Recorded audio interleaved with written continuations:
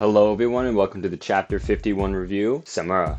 This chapter begins with cutting back to the flashback of when Chihiro first met Samura with Shiba, and we get to find out why Samura blinded himself, with him wanting to rid himself of worldly desires like greed and anger, but it still seems he's easily succumbing to them due to him getting pissed off at Shiba when he points him out for basically smoking again, which is a worldly desire. I also love that this is really similar to the reason why Fujitora from One Piece blinded himself, where he also wanted to prevent himself from seeing the sins of the world or succumbing to desires, and also because Fujitora is my favorite admiral. We then cut back to the current time, where the Dentenseki troops are attacking the temple, and we see two monks appear on the rooftop to prevent them from entering it. The monks seemingly fight with things like giant bells. One of them controls the tiles to trap them on the floor, which is pretty cool. But I don't suspect we'll see much of these guys. It feels like it's more going to be kind of like an off-screen thing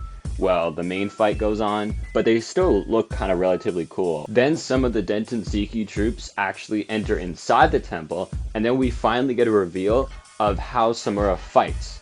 And he uses echolocation. And if you want a better understanding of that, it's kind of like what bats use, where they'll release sounds, the sounds bounce around, and then they use that sensory to dictate where things are. It's really similar to Daredevil, which is such a cool connection. I know the author is a big fan of Batman, but it's also really cool to see characters who feel like they're inspired by other characters as well. And as he fights the Dentenseki troops, we get some text from Urahara where we actually find out that Samura is actually his master, and he once again states that Samura is just way above his level.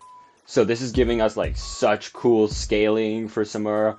And Urahara also says that if he was at the hot springs where Urahara was, that no one would have died there. So does that mean he would have beaten Hirohiko?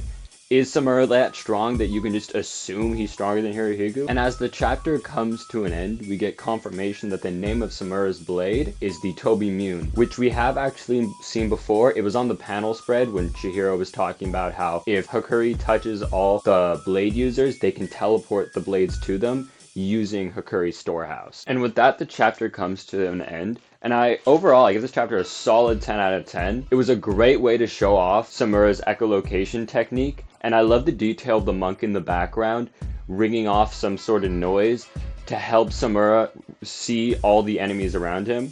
We also got to see that Hakuri is currently healing still.